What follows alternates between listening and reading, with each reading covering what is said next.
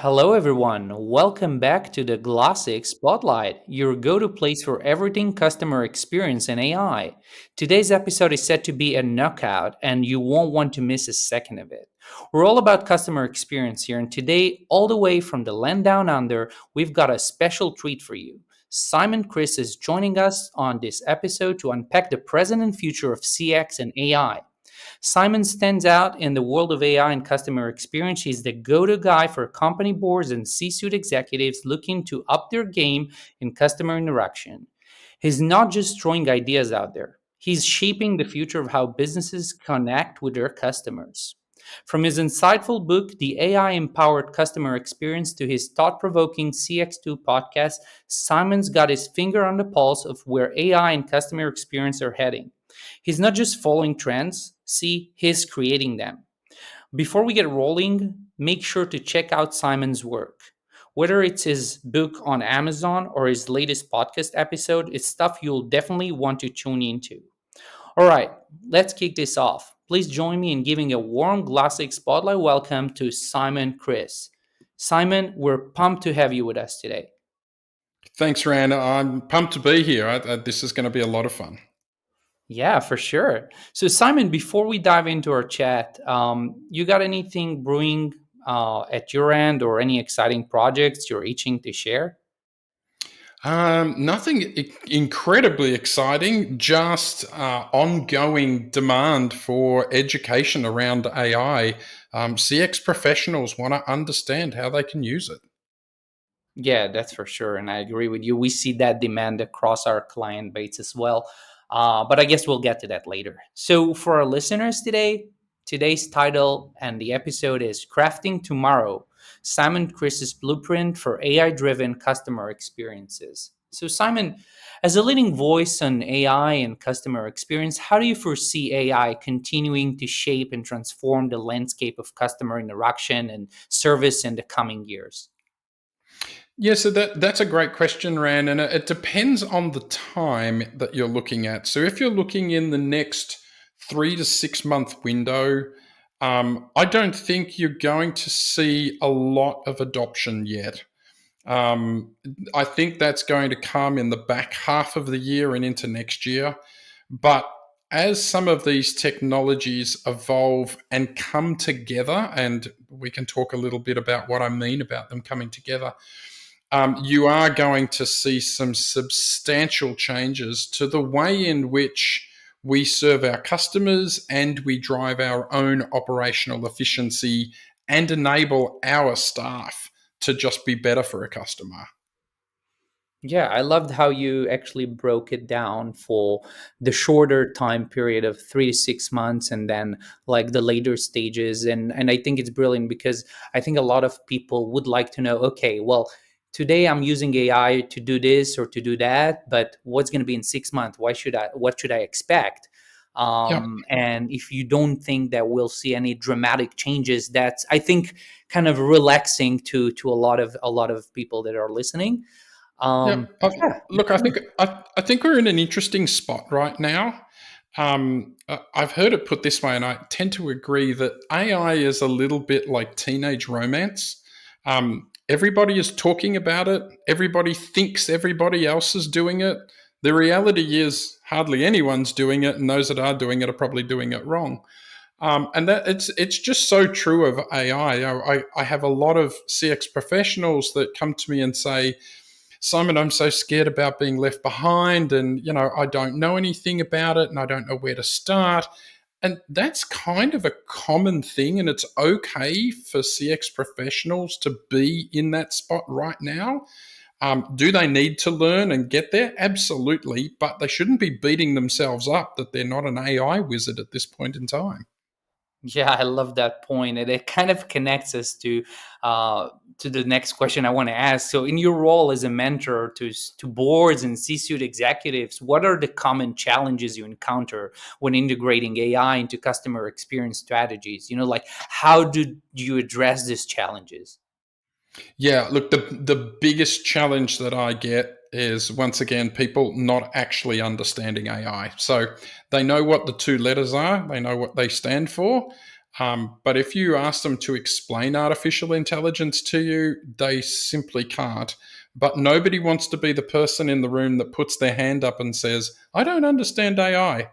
So once we can get past that challenge of them understanding what the tech is, the next big challenge we have to get past is what I call FOMF. That's fear of moving forward.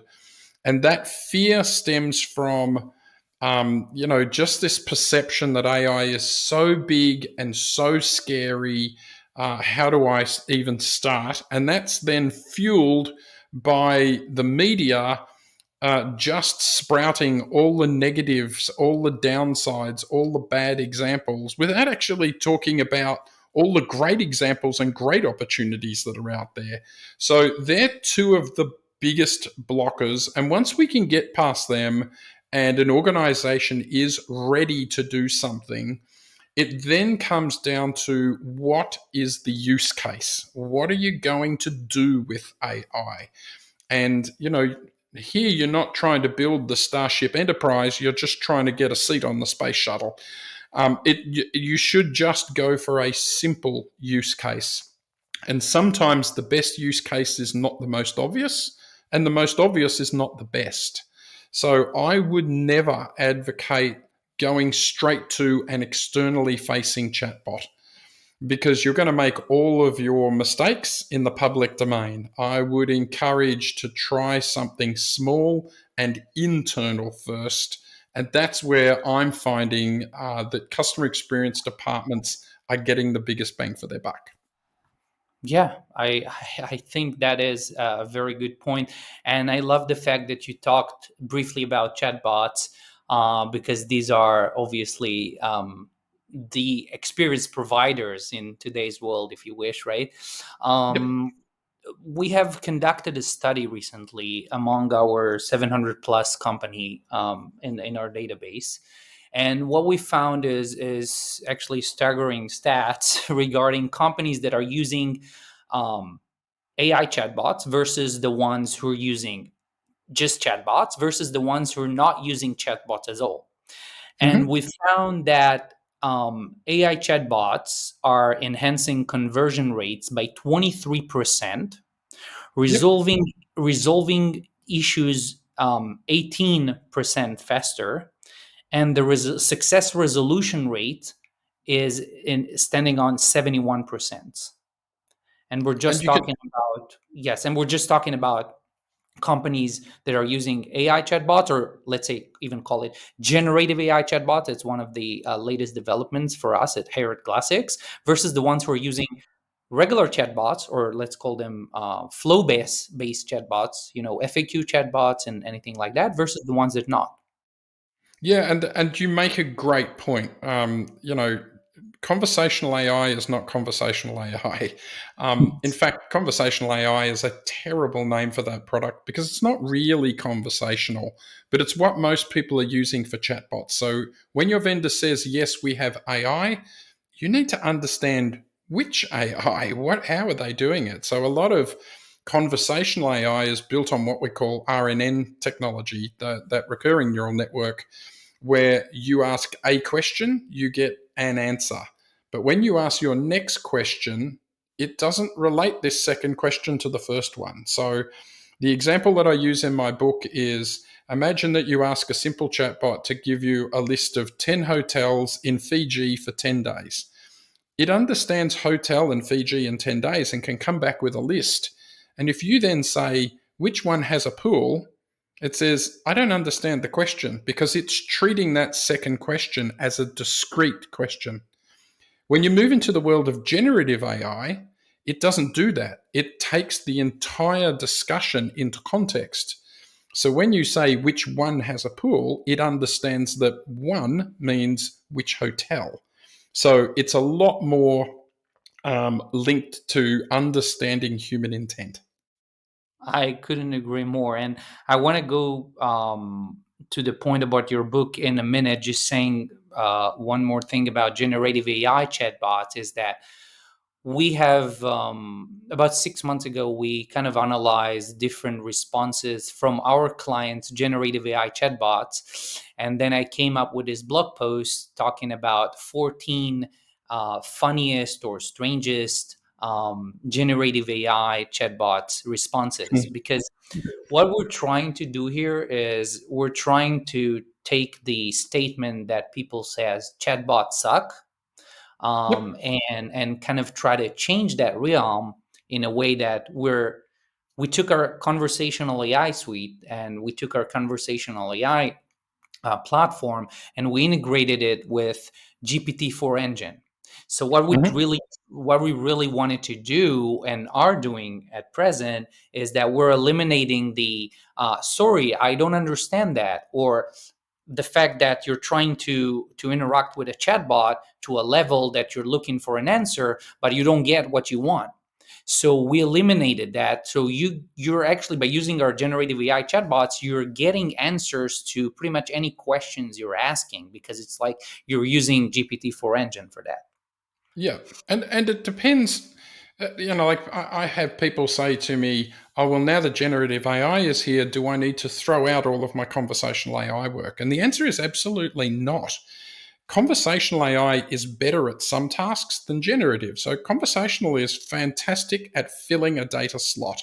So if I go back to that example of booking a hotel in Bali, if you want to know what check-in date, what check-out date, which city, all of that, like understanding those data points and taking them back to do the lookup in the database and stuff, conversational AI or RNN actually does that better.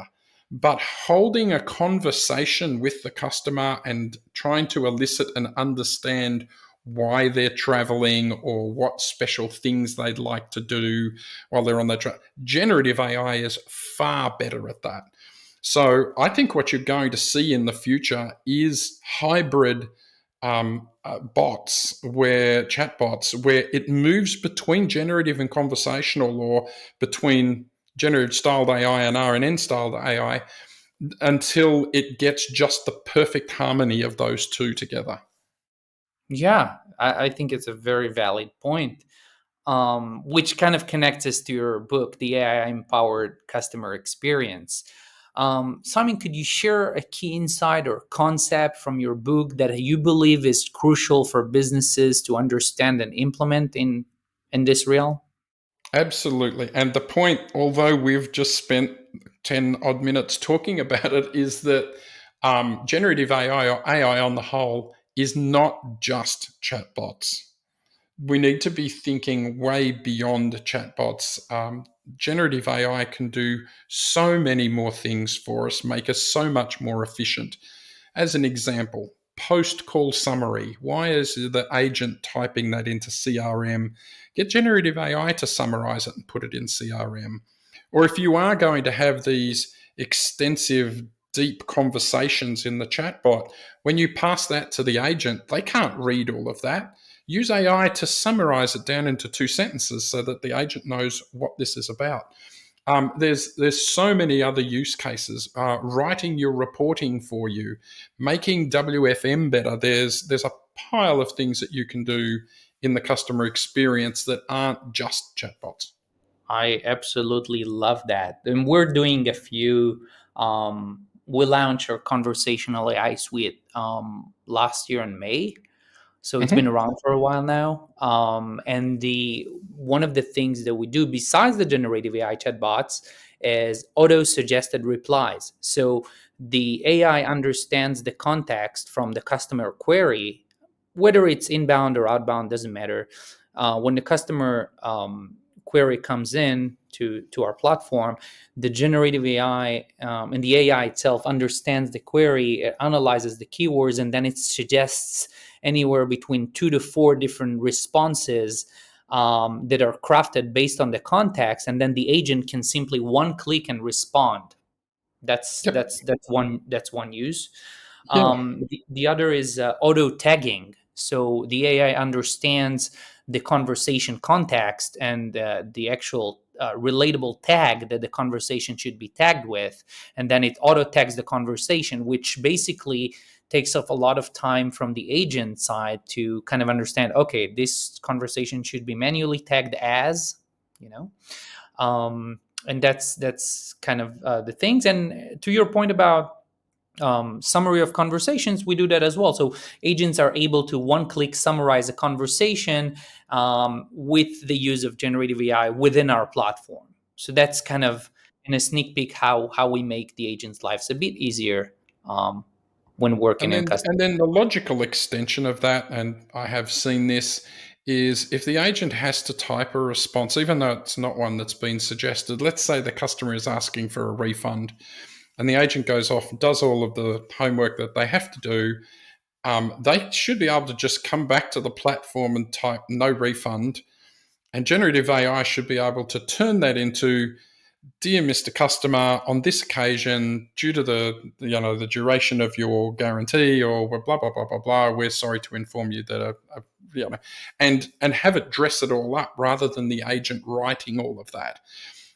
So yeah, there's just a lot of things, a lot of different ways that we can turn AI onto this. And your point around categorization is a superpower for just about all AI, because all AI is based on predictive, right? It's trying to predict the next best outcome. And one of the ways in which it does that well is to categorize what this thing is and then therefore predict what comes next. So that makes absolute sense. Yeah. So, Simon, as a divergent thinker known for creating unique ideas and innovation, can you provide an example of an unconventional approach to AI in CX that you've conceptualized or witnessed that made a significant impact? Oh, I've conceptualized one. I'm waiting for somebody to build it. Um, Imagine that you're using vision based AI to understand a sign language, turn that into text that comes to a standard agent, or speech that comes to a standard agent. They text back or speak back a reply, and an avatar signs that back to this person that struggles with hearing or speech. The ability for AI to affect your diversity and inclusion is off the chart. We talked a lot before about chatbots. Chatbots are a great thing unless you're dyslexic. And then chatbots are a real struggle because of the way in which, they have to compile words. As we move into multimodal, I think you're going to see more the ability for someone to scribble something down on a bit of paper and show it to the camera, or just to take a photo of their router that's not working and show it to the ISP so that AI can figure out what's going on. I think there's some really forward thinking stuff around this that is yet to come out. Right. I love your point, and I'm curious to know when this new innovative idea will come to life. So please keep me posted. I'm I'm curious. trying to find somebody who'll fund it. It's going to take a lot of data to train that model, and unfortunately, almost every country has its own sign language. So the economics are difficult. But if you can imagine somebody who runs a disability support service being able to offer that kind of diversity and inclusion, it's incredible. Yeah, I love the idea. Simon, I want to touch on an interesting point that I think is also very much important to a lot of our listeners. How do you see generative AI works in an omni-channel environment? Do you see that it can still keep consistency, being backed up by the right platform and serve customers across different channels in a very cohesive way? I think it is finally the piece that allows omni-channel. I think that what the industry has been calling omni-channel has been humans stitching together various channels and various technologies, through Alt tab, Alt tab type things, for the longest time. And to have one AI that sits, and whether that's from your traditional contact center vendor, your Verint, Genesis, and Nice, or 8x8 or whatever, or whether that's by something like Microsoft Copilot that is being rolled out across your organization. However, you go about attacking that, I think it actually brings, to get a common voice and a common tone. You can teach AI how to be brand aware, how to take on the persona of your brand. I mean, can you imagine everybody who calls Virgin Atlantic or Virgin Records or Virgin Mobile all get to hear the voice of Richard Branson in their voice bot?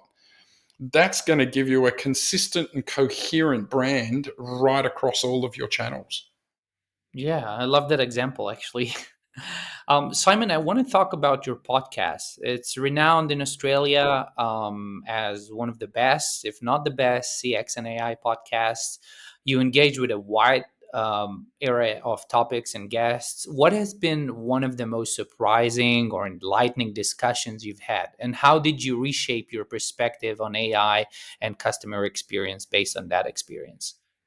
So, two spring to mind. One that we mentioned before was a gentleman out of the US who runs Dyslexic AI, which is a company trying to do more with AI for dyslexic. He is severely dyslexic, and so is his daughter. So he has a vested interest in it, and that was a whole thing that took me down the path of what I talked about before.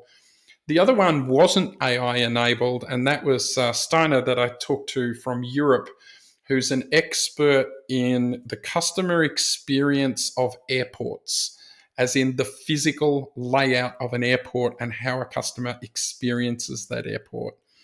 And beyond the, queuing up for security and going through baggage checks and all that sort of stuff, the thing that really kind of resonated for me was she talked about a special program that I believe it's the Stockholm Airport put in place, that if you are someone who isn't comfortable in big crowds, or slightly higher on the ADHD scale or something, you can put a little sticker on that's like a sunflower, and everybody in the airport is trained, if you see somebody with a sunflower, go out of your way to help them and make their transition through the airport as smooth as possible because they're feeling very uncomfortable. So, those little things in CX where you can step away from the, how do we treat the 20,000 people a day well, down to how do we treat this specific person well, for me is the essence of customer experience. I love that. You touched a very big nerve for me with the highly introvert example you just shared. I love that. Mm, Wow. yeah. Yeah, Simon. So I want to, grab your thoughts about this next question. I guess that before we wrap up, I wanna ask a very fun question, I should say. Oh, So great. let's say you're on a stranded island, on a deserted island, and with access to only one AI powered tool to enhance your stay. What would it be? How would you use Ooh, it to improve your experience on the island? that is a great question, and I wish I had a great answer for it. Um, it would be a bit of a toss up. I mean, Midjourney and Runway, I could use to almost build my own movie, so I had a movie to watch. So let me But let me let me let me change. Let me slightly alter the question. okay, Um, let's say you have three AI powered tools. right. Then definitely Mid-Journey with Runway running on it. I would definitely use that. I would probably have Goblin with me. If you haven't done that, just Google Goblin and go and check out what it can do. It's a lot of fun. And probably Perplexity, just for my general inquiries and all of that sort of stuff. It's very much like ChatGPT, but it's real time connected to the internet. So Right. Cool. And in terms of AI powered tools, do you have top three or top five tools that you're using, or heavily using on a daily basis that you'd like to share with us? Yeah, so I do use ChatGPT for a number of things. I've built a couple of my own GPTs. I tend to use a different large language model called Claude 2. It's by Anthropic. And I use Claude because I get sent a lot of academic papers. And to be perfectly blunt, I don't have time to read them all. And they're often very, very scientifically worded. So I find Claude is a great tool for saying, take this paper and summarize it into 3 paragraphs so that a 15-year-old can understand, because that's about my mental capacity. And that way, it's very easy and quick for me to consume. And if I want to know more about what I'm reading, then I can ask it to do more. So I use different tools, different large language models for different jobs. The other one that I have played with quite a bit is there's an Aussie company called Catonic. They have a great playground. I like to play with their playground. And the last one would be DeepGram. DeepGram, as you may know, are specialists in speech to text, but they have a little chat function where I can bring up Llama 2, Claude 2, GPT-4, and another one, and put the same prompt into 4 large language models at the same time and see how much divergence I get in the answer. So it's a really handy tool for me to test my prompts.